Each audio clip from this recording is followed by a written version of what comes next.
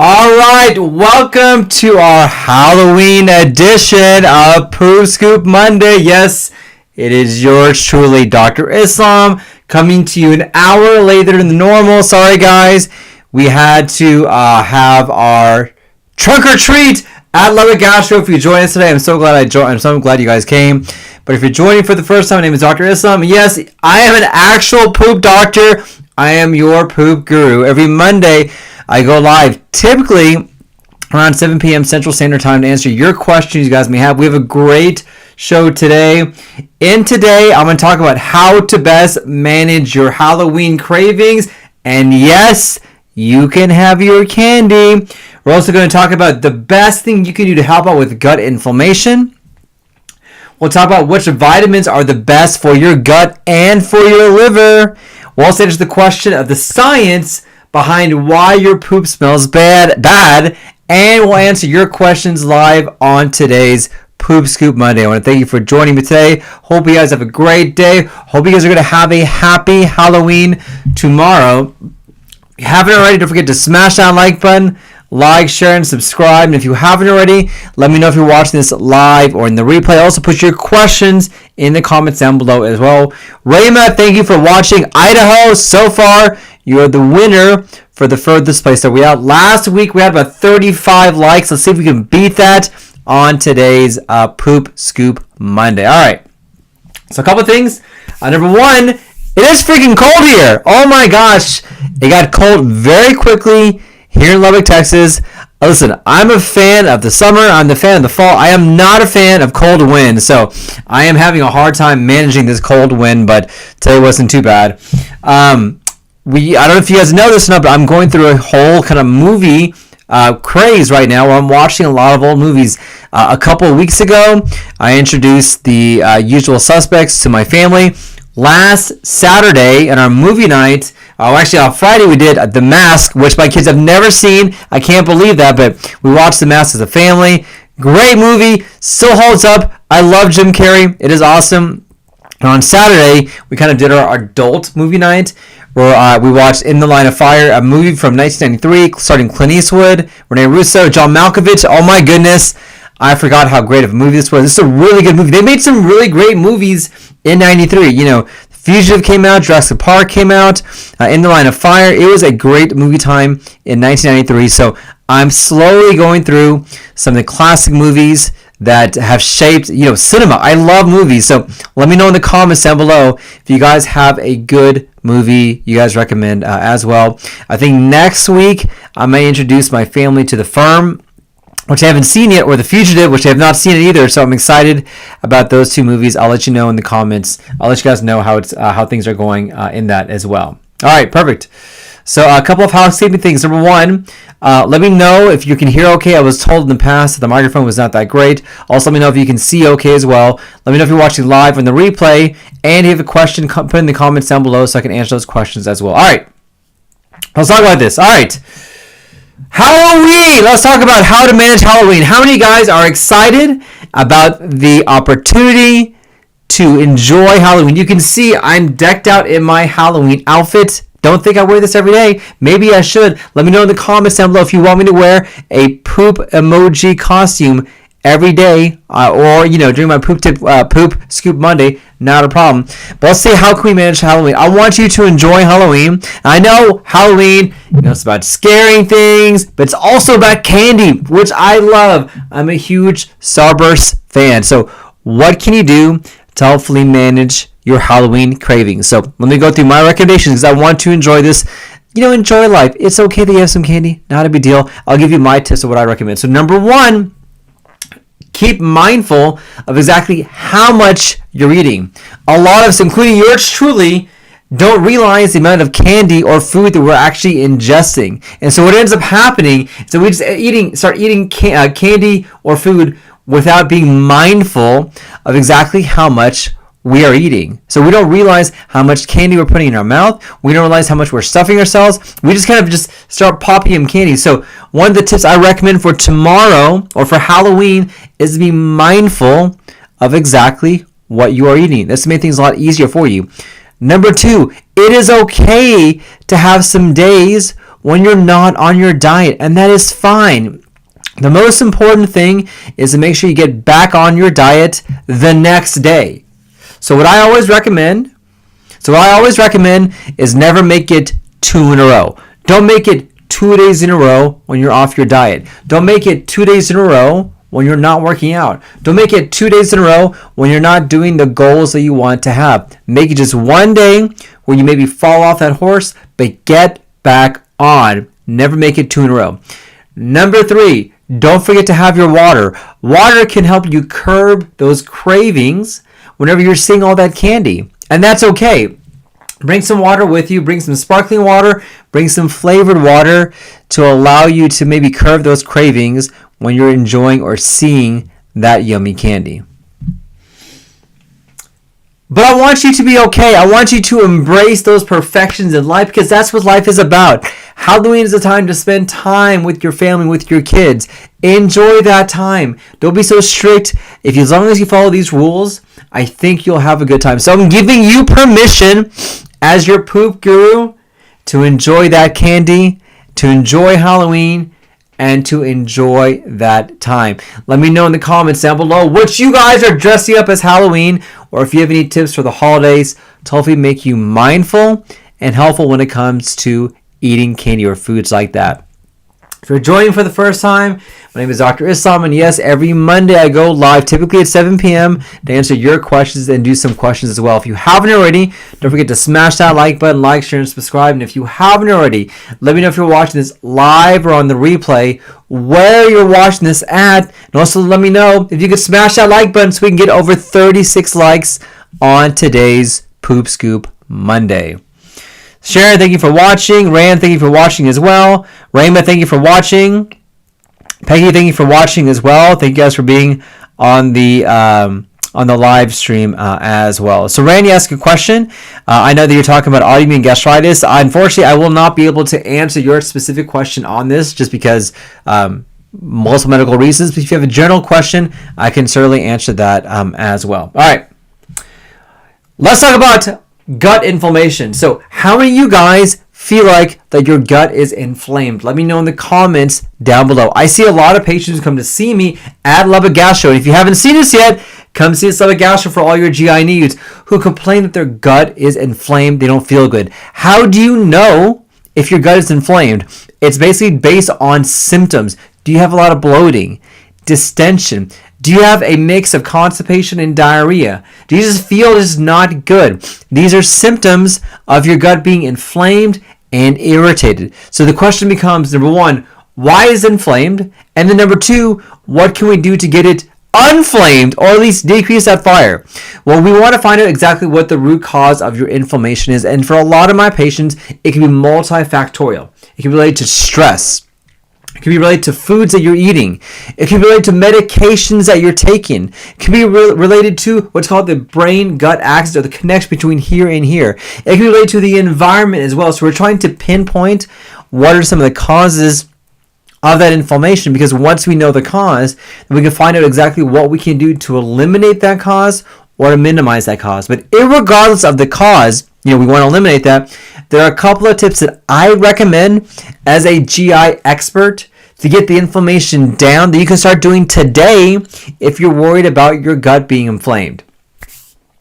So tip number 1, you want to have what's called an anti-inflammatory diet. This basically is a diet that's high in fruits, vegetables, whole grains. A diet like the Mediterranean diet or a plant-based diet are the best anti-inflammatory diets that are out there. All these plants, fruits, and vegetables produce minerals, antioxidants, vitamins that help out with your gut. It decreases the inflammation going on inside your body and minimizes the cascade of inflammatory problems going on. Number 2, with respect to this diet, eliminate the foods that cause inflammation. Red meat, beef, pork, alcohol, processed foods, sometimes dairy. All this can trigger inflammation in your gut to make you feel worse and can counter the effects of what is going on if you try to go on a plant-based diet. That's tip number 1. Tip number 2 is to incorporate both prebiotics and probiotics into your diet regimen. Prebiotics are natural foods that act as reinforcement for your GI tract. So it includes foods that have a lot of plants and fibers in them. You're adding more good guys to the gut microbiome to help out in that constant battle going on inside your gut to improve the health of your GI tract. But adding a probiotic on top of that will help out. Probiotics are the reinforcements to help improve what is already in there. So adding some probiotics with some prebiotics can synergize and supercharge your gut to get it back on track and to get you feeling better. So foods like kimchi, miso, sauerkraut, fermented foods are fantastic to add to your diet to help out when it comes to inflammation, and it gets you feeling better. Lastly, we need to work on stress. Now, all of us are stressed. I'm stressed. I'm stressed right now talking to you guys live. It is nerve-wracking being here. But also, a lot of us deal with stress when it comes to work, family, or whatnot. We all deal with stress. But it's how we deal with stress that really can affect what's going on. Stress in and of itself causes a rise of hormones inside your body going into a stress response that your body typically cannot tolerate and cannot need. And that stress over time can cause a significant amount of inflammation to occur and gets you feeling just terrible. So find ways to manage stress. Here's how I manage stress. So number one, I do things that are non-stressful. I go for a walk. I meditate, I pray, I work out, I wear poop costumes, for goodness sake. But I do things to hopefully manage my stress to allow me to feel better. These have been shown in clinical trials to help out when it comes to gut issues, to find ways to manage stress. If you do these things, you're on the road to improve your gut, decrease inflammation, and get you feeling better. Let me know in the comments down below if you tried things like this, if it's worked or if it hasn't worked, or what has been your trick to help out when it comes to inflammation. All right, once again, if you're joining for the first time, my name is Dr. Islam, and I go live on Monday evening for my office hours, my Poop Scoop Monday, to answer your questions you guys have. If you have a question, put it in the comments down below. Let me know if you're watching this live or in the replay, and also let me know where you're watching this at as well. And don't forget, come see us at Gal Show for all your GI needs. If you're having GI issues, we're the clinic for you. AFL, thank you for watching. Janelle, thank you for watching as well. Rich, thank you for watching in San Antonio. Raymond, thank you for watching. You've been eating kiwis, helping constipation. Yes, I love it. Janelle, great question. Is acid reflux a symptom of gut inflammation? The answer for that is yes, it is. So if you have acid reflux, this could be a sign that you're having inflammation inside your gut. Now keep in mind, there are multiple reasons to have acid reflux. So number one, the biggest cause is not because you have too much acid. Whoever tells you that, unfortunately, is completely wrong. Acid reflux is not an acid problem. It is a sphincter problem. What happens when you have acid reflux is that the sphincters open longer and more often. And there are different ways we can manage that, whether it's with food, diet, or even lifestyle changes, or decreasing inflammation. So if you're having acid reflux, that actually can be a sign of gut inflammation. And sometimes managing the inflammation in your gut by adding fiber can reduce the risk of you developing acid reflux and reduce those symptoms. Great question. If you come see us, we can help out with that. All right. Next question. Sorry, I want to make sure we have the right ones here. What vitamins do I recommend as a poop doctor that is good for your gut and your liver? So there are a couple of vitamins that I'd recommend, and there are certain foods that have these vitamins that I recommend that can help out. Let's go into them. So vitamin number one is vitamin D. Now keep in mind, vitamin D is not something you have to have in milk, but vitamin D deficiency has been shown to be a cause for a lot of GI issues, inflammation, and liver issues as well. In fact, we have seen that a subset of IBS patients are actually vitamin D deficient, and we give them vitamin D, their symptoms get better. Same thing with colon polyps as well. Now, you don't have to have vitamin D by milk. There are a lot of different ways you can get vitamin D. The most common way to get vitamin D is to go outside. The sunlight can help give you that conversion that you need to vitamin D. Having leafy vegetables can help out with that as well. And so, or having a vitamin D supplement. In fact, I would recommend that you don't get the vast majority of vitamin D through milk, because there's lots of ingredients or things in milk that you may not need that are bad for you and actually can produce inflammation and bloating to occur. But if you are having issues or you want to improve your GI tract and your liver, try adding some vitamin D supplementation. Always speak to your doctor before we start a supplement or a nutritional regimen like that. That's the first vitamin. Second vitamin is vitamin B. B as in boy. So vitamin B is a very important vitamin that we need to help build up the building block for our gut health and our gut microbiome as well. Now you need both B6 and B12, which are critical. You need both B6 and B12, which are critical for your liver's health. And there are a lot of foods that have both these vitamins that can hopefully allow you to have enough vitamin B, whether it's B6 or B12. This includes foods like leafy greens, fish, lean meats. These foods are packed full of B6 and B12 that can help you get enough amount that's there to improve your gut microbiome to get you feeling better. The third vitamin that you the third vitamin that you need will be vitamin K. Vitamin K is an important vitamin when it comes to clotting and to hopefully helping out with blood vessels and platelets as well.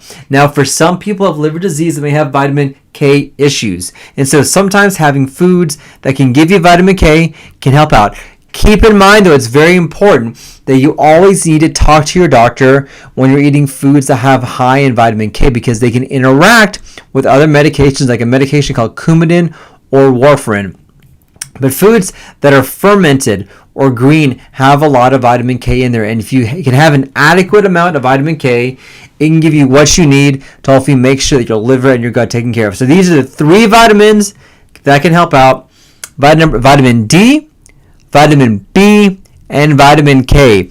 Always make sure you speak to your healthcare provider before you make any type of regimen or change or supplement when it comes to trying something to help out with your GI tract. Let me know in the comments down below if you've noticed adjusting your vitamins has made a difference when it comes to your gut health. All right, guys. I am Dr. Islam, and once again, I am your poop guru. Every Monday I go live to answer your questions you guys may have. Huge favor, if you haven't already, smash that like button. I'm trying to get to 30 likes, guys. We only got 6. We need more. Let me know if you're watching this live or on the replay, and also let me know where you guys are watching that so far. So far, the winner is I think Idaho. So far. So thank you for watching. Let's see if we can beat that from other people as well. All right. Next question. Why does your poo smell?